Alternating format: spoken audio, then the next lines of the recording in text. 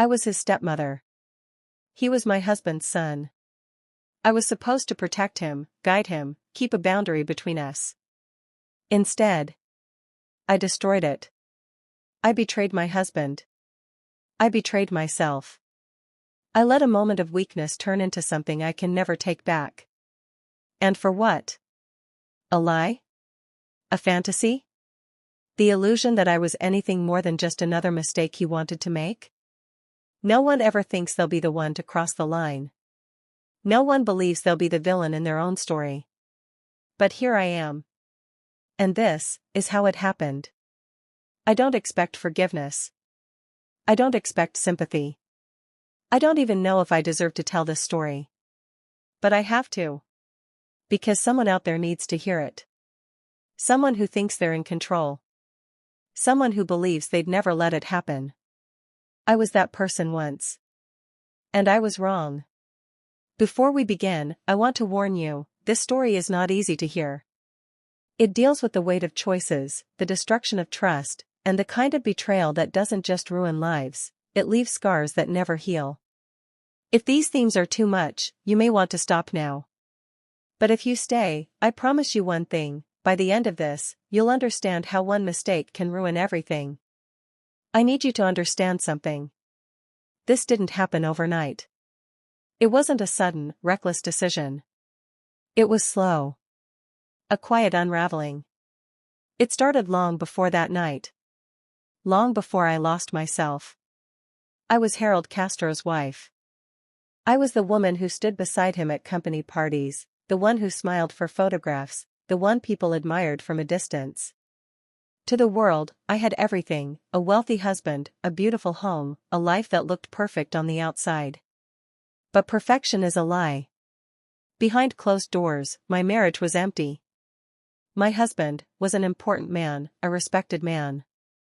But he was never mine. Not really. His heart belonged to his work, his empire, his endless pursuit of more. And I was just another part of the image he had built. Harold was powerful in the way men like him always are, charming when he needed to be, ruthless when he had to be. He didn't waste time on things he considered unnecessary. And, eventually, I became one of those things. It wasn't always like that. When we met, I was his secretary. I was young, ambitious, eager to prove myself. He saw potential in me, or at least, that's what he said. But looking back now, I wonder if he only saw someone who wouldn't question him. Someone who would fit into his life without disrupting it. We married quickly. Too quickly. And before I even had time to process what I had done, I was living in a house that felt more like a museum than a home. Surrounded by wealth but starved of affection. Then there was Sean. Sean Castro. My husband's son. I met him before I became his stepmother. He was just a boy then, awkward, quiet, always standing a few steps behind his father. He was polite to me, but I could feel the distance between us. He didn't trust me, not at first. And why would he? His parents' marriage had ended badly, and I was the woman who had stepped into the space his mother once filled. Sean was Harold's only son. The only heir to his business. And in my husband's eyes, that meant Sean needed to be perfect. Strong. Capable. Ruthless. But Sean wasn't like Harold. He tried to be, but I could see it in the way he carried himself, the way his shoulders tensed under his father's scrutiny, the way he hesitated before speaking, like he was waiting for permission to exist. He wanted Harold's approval so badly. And Harold? He made him work for it. Nothing Sean did was ever good enough. Every success was expected, every failure magnified. And as the years passed, I watched the distance between them grow wider, turning into something neither of them knew how to fix. By the time Sean was a teenager, he had stopped trying to impress his father. He turned his energy elsewhere, to friends, to women, to anything that made him feel like he had control. He became confident, charming in a way that felt effortless. But beneath all of that, I knew there was something else. Resentment. He hated Harold. And yet, at the same time, he still wanted his respect. And then there was me.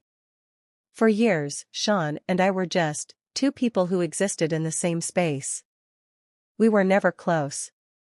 I was his father's wife, and he was the son who barely came home. We had polite conversations at dinner, exchanged the occasional nod in passing. That was all. At least, that's what I told myself. But the truth? The truth is, I noticed him long before I was willing to admit it. I noticed the way he grew into himself, the way he carried his confidence like armor. I noticed the sharpness in his eyes, the way they held defiance whenever Harold spoke to him. I noticed the way he looked at me. Not at first. Not in a way that meant anything. But over time, something shifted. The looks lasted longer. The words between us became less guarded. The air between us changed. And I ignored it. Because that's what you do when something feels dangerous. You pretend it isn't real. You tell yourself it's harmless. You convince yourself that as long as you don't act on it, it doesn't exist. But you'd be wrong. People always assume affairs start with passion. With seduction. But they don't. They start with loneliness. With long nights spent alone in a house too big for one person. With conversations that mean nothing but feel like everything. With the slow realization that someone sees you in a way your husband never has. That's how it started. Not with a plan. Not with intention. Just with two people who were missing something. And once you realize that, once you acknowledge it, you're already closer to the edge than you think. I should have seen it. I should have stopped it before it ever began. But I didn't. And this is where everything changed. You tell yourself that nothing is happening. At first, it's easy. You look away a little too quickly. You brush off the feeling, convince yourself that you imagined it. That whatever was there, the lingering glance, the charged silence, was just a coincidence. But then it happens again. And again. And suddenly, it isn't so easy to ignore. I don't know when it started, not exactly. Maybe it was always there, just waiting for the right moment to reveal itself. Maybe it was nothing more than a passing thought that I should have buried before it had the chance to grow. But the truth is, once the thought exists, it doesn't go away. It lingers. It waits. And eventually, it takes on a life of its own. Sean was never just a child to me. By the time I married his father, he was already a man, self-assured, bold in a way that made it easy to forget how young he still was. He carried himself with the kind of confidence that came from knowing exactly how people saw him. And I saw him too. At first, it was harmless. A passing glance across the room. A moment at the dinner table when our eyes met for just a second too long. But those seconds started to stretch into something else, something neither of us spoke about, yet neither of us stopped. It was always subtle. The way his eyes would find mine first whenever he walked into the room. The way he leaned in just a little too close when he spoke to me, as if daring me to acknowledge it. The way his hand would brush against mine when he passed me something at dinner, small, insignificant touches that should have meant nothing. But they did. I remember the first time I let myself acknowledge it. We were in the kitchen. Just the two of us. The house was quiet, Harold was away on another business trip, and I was cleaning up after dinner. Sean had been watching me, leaning against the counter, saying nothing. It was just a moment. But when I turned around, he was still looking at me. Not in the way a stepson should look at his father's wife. Not in the way someone looks at something forbidden and walks away. I should have told him to stop. I should have left the room. But instead, I just stood there, staring back at him. The silence stretched between us, thick with something I wasn't ready to name. And then, as if realizing he had let himself go too far, he looked away. He ran a hand through his hair, exhaled, and muttered something under his breath before walking out of the room. That should have been the end of it. But it wasn't. From that moment on, things were different. The distance between us shrank in ways I couldn't explain. We spoke more often. We lingered in rooms where we didn't need to be. Conversations became longer, more personal. It wasn't just the way he looked at me anymore. It was the way I started looking at him. I noticed things I shouldn't have. The way he moved. The quiet intensity in his eyes when he spoke about something he cared about. The way his jaw tensed when his father dismissed him, as if he was used to being ignored. And then there were the times we were alone. Those were the moments that scared me the most. Because in those moments, the rest of the world disappeared. It was just us, just silence, just the unspoken tension pulling tighter and tighter. I told myself I was imagining it. That I was reading too much into things. But then he started testing me. Little things, things that seemed innocent on the surface but weren't. A comment that held a double meaning. A lingering touch that lasted a second too long. A question asked too softly, as if he was daring me to see what he was really saying. And the worst part? I let him. I wasn't stupid. I knew what was happening. I felt it every time he was near me, every time I caught myself thinking about him when I shouldn't have been. But I told myself that as long as I didn't act on it, it wasn't real. As long as I kept my hands to myself, as long as I stayed on my side of the line, it didn't matter. But deep down, I knew. I knew that I had already made my choice. Because if I truly wanted to stop it, I would have. But I didn't. And once you let yourself want something you can't have, it's only a matter of time before you take it. And then, it happened. There's always a moment before everything changes.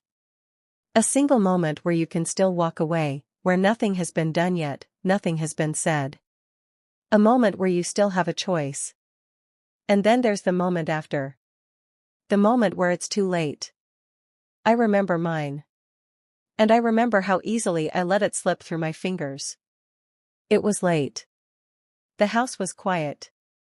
My husband was out of town again, another trip, another deal, another excuse for his absence. I had been in my room reading, but I couldn't focus. My thoughts kept drifting, circling back to the same thing.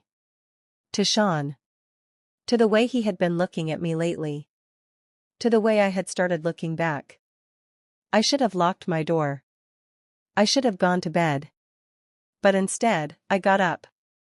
I told myself I just needed water, that I would go downstairs, get a glass, and come right back. That it was nothing. That I wasn't hoping to see him. But when I stepped into the hallway, I heard something. The sound of running water. The bathroom door was slightly open, steam slipping out from the small gap.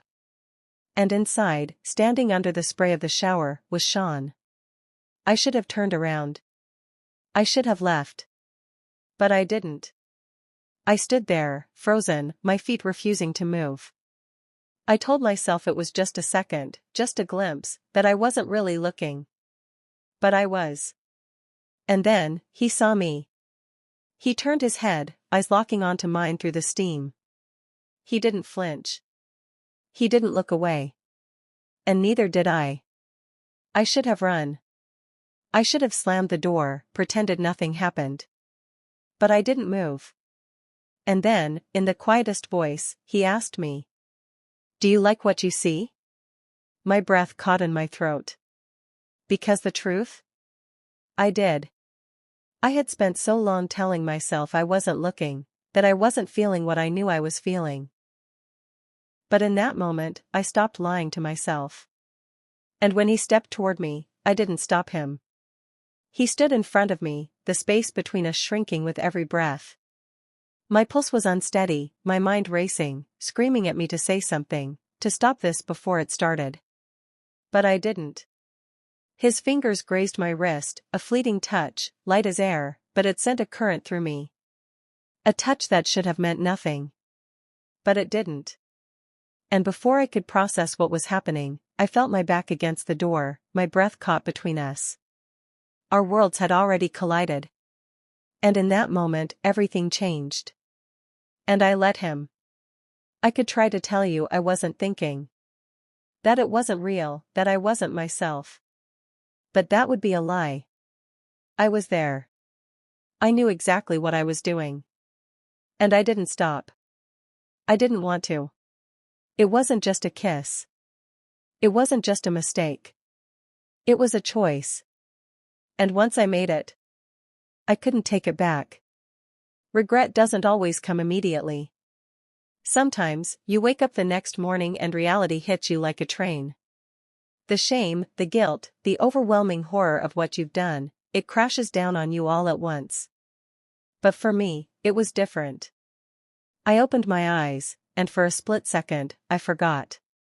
For just a moment, everything was quiet. The world was still. And then, I remembered. And I felt sick. I should have felt disgusted. I should have hated myself. But the truth? I wanted him again. And that was the worst part. I stayed in bed for a long time, staring at the ceiling, my body still aching from what had happened. My skin still carried the ghost of his touch. I wanted to scrub it away. I wanted to keep it. I had spent so many years feeling invisible, ignored, untouched. And now, for the first time in so long, I felt seen. Wanted. Desired. But it wasn't supposed to be by him. I forced myself out of bed, forced myself to move through the motions of the day as if nothing had changed. But everything had. Because Sean was still in the house. And when I saw him again, everything came rushing back. He was in the kitchen, his back to me, hands braced against the counter. He didn't turn around when I walked in. And I should have left. I should have walked past him and kept going. But I didn't. I stopped. I stood there, staring at him, waiting for something, though I didn't know what. An apology? A confrontation? A sign that he regretted it as much as I did? But when he finally turned to face me, his eyes told me everything. He didn't regret it. Not even a little. We didn't speak. We just stood there, trapped in a silence that felt louder than any words we could have said. And then, as if deciding something, he walked past me and left the room. And that was when I realized. Avoidance was the only way we were going to survive this. So that's what we did. We became ghosts in the same house. We stopped looking at each other, stopped speaking unless absolutely necessary. I convinced myself that if I ignored it long enough, it would fade. That if I acted like nothing had happened, maybe, just maybe, I could pretend it wasn't real. But it was. And no matter how hard I tried to bury it, I could feel it in the air every time he was near me. And I wasn't the only one. Harold never noticed. Not once. He went about his days, business as usual, completely unaware that his wife and his son were avoiding each other like two criminals trying not to get caught. He would sit at the head of the dinner table, scrolling through his phone, barely speaking to either of us. He had no idea that every time Sean's knee accidentally brushed against mine under the table, I would stop breathing. No idea that every time Sean spoke to me, my voice would come out strained and unnatural, too tight, too controlled. No idea that every time I left the room, it wasn't because I was tired, or busy, or lost in thought. It was because I was running. Running from the weight of what I had done. Running from the possibility that, if I stayed in the same room with Sean for too long, I might let it happen again. But Sean? He wasn't running. He was waiting. I could feel it. The way his eyes followed me when he thought I wasn't looking. The way he lingered in doorways, his presence heavy, expectant. I knew what he wanted. And the worst part? A part of me wanted it too. So I did what I had to do. I shut him out. Completely. I stopped acknowledging him. Stopped speaking unless absolutely necessary. I thought if I made it clear that I regretted it, that I wanted nothing to do with him, he would let it go. But I underestimated him. Because the more distant I became, the more determined he was to pull me back in. It started small.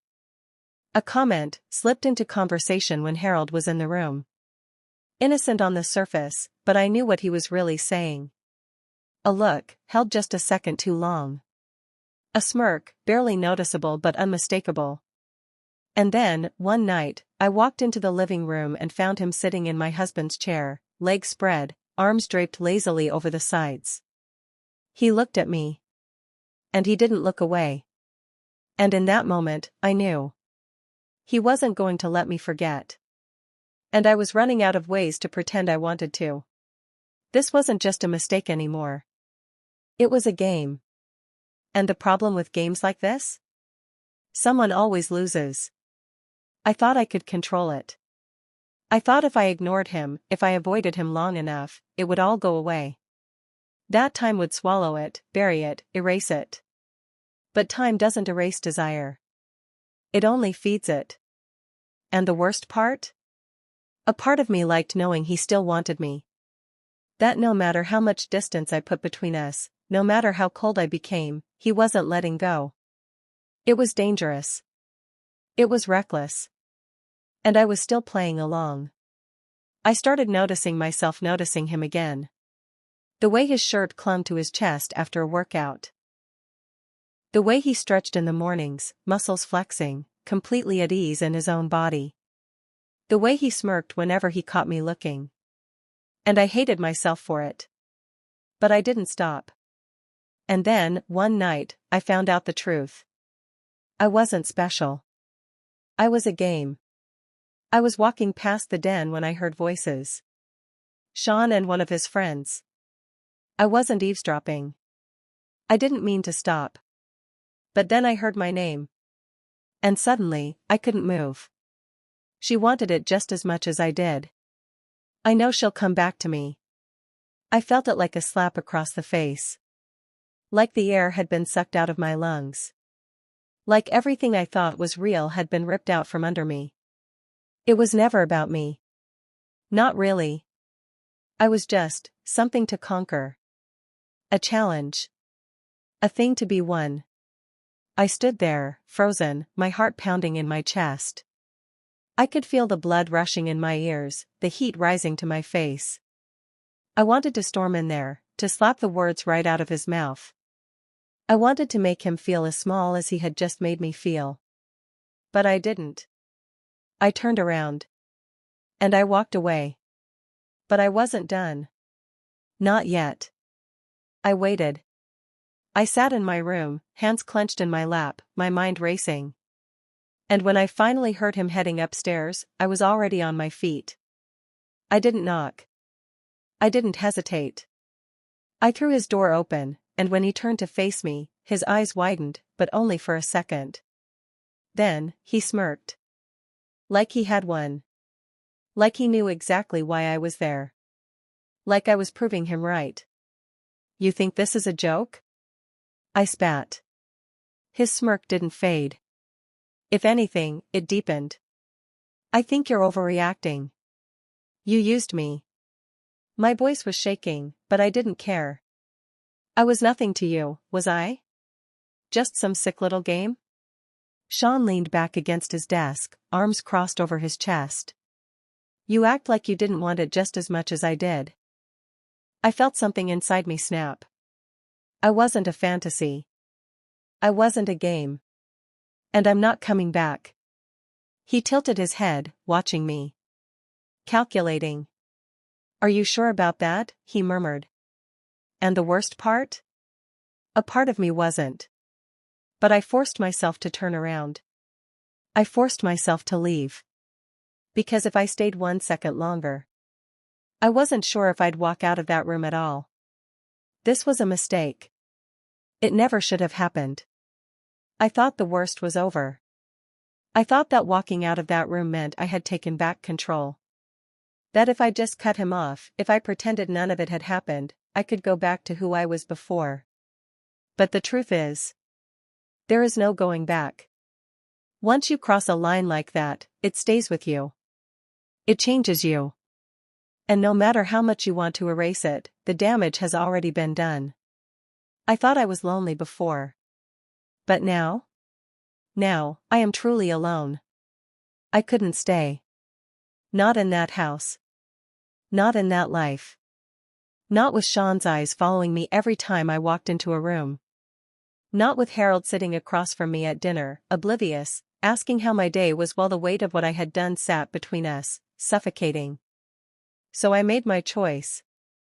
I packed a bag. I didn't take much, just enough to get away. I told Harold I needed time. I didn't tell him why.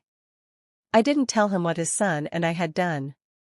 I didn't tell him that every time I closed my eyes, I saw Sean. Not as my stepson. Not as a mistake. But as something I had wanted. Something I had ruined myself for. And that was the hardest part to admit. If I could go back, I would. I would do anything to erase it. I would stop myself before it ever started. But I can't. All I can do now is live with it. I want you to hear me. I want you to understand. If you ever think about crossing a line, don't. No moment of passion is worth a lifetime of regret.